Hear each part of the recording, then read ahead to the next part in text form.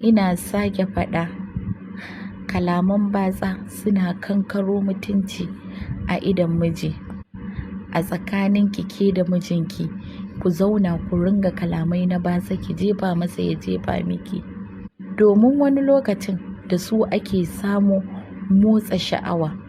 To don haka suna da matuƙar muhimmanci a gare ki, ki koya kuma shi ma oga ya koya.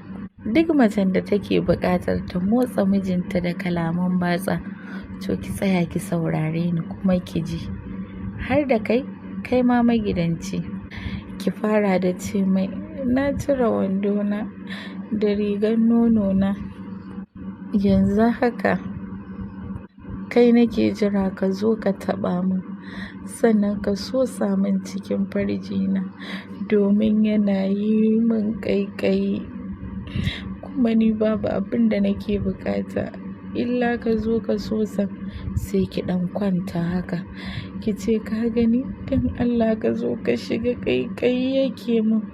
Irin haka dai in kina yi, wannan kin ga dai ba jima'i aka zo yi ba, amma ke da shi ne kuna zaune, kin masa kalmar da zai rikice kuma ya ji daɗi, sannan sha'awarsa ta tashi, ko da kuwa bai niyyar yin jima'i a wannan lokacin ba. Sai ki ce ya sosa miki, kuma haka za ki rabu da shi ya sosa miki.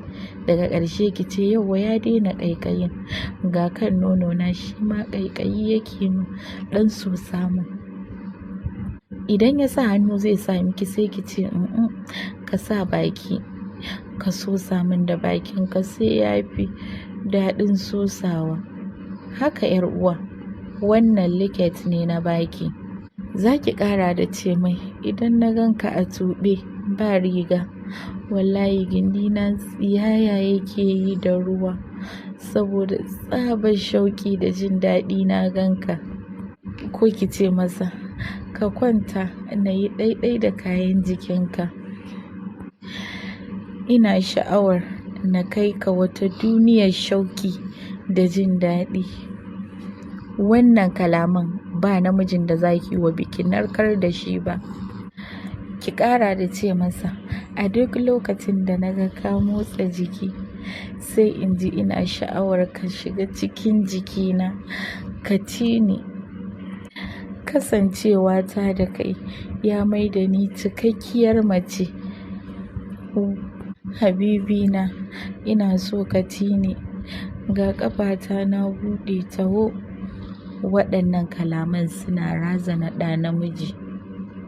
A jike nake tunda na hango ka, ka taho, wannan gurin kai yake jira, ƙofata a buɗe take, rijiyar nan so nake ka sa mata guga. Waɗannan wayyo suna rikita ɗa namiji. Waɗannan kalaman akwai daɗi, akwai rikitarwa. Wannan kaɗan ne, amma ki ƙara da faɗa mai, kan nonuwana sun miƙe, suna buƙatar bakinka a kansu.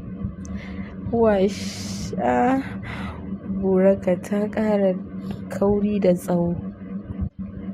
Kin san maza suna buƙatar su ji ana yaba musu azzakarinsu, a ce ya ƙara kauri kuma ya ƙara tsawo. To a nan za ki ƙara fasa masa kansa.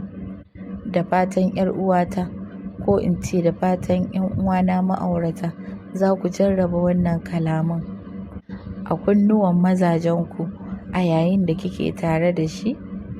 Wannan kaɗan ne daga cikin kalamummuka da za ki yi mai a lokacin da kuke tare.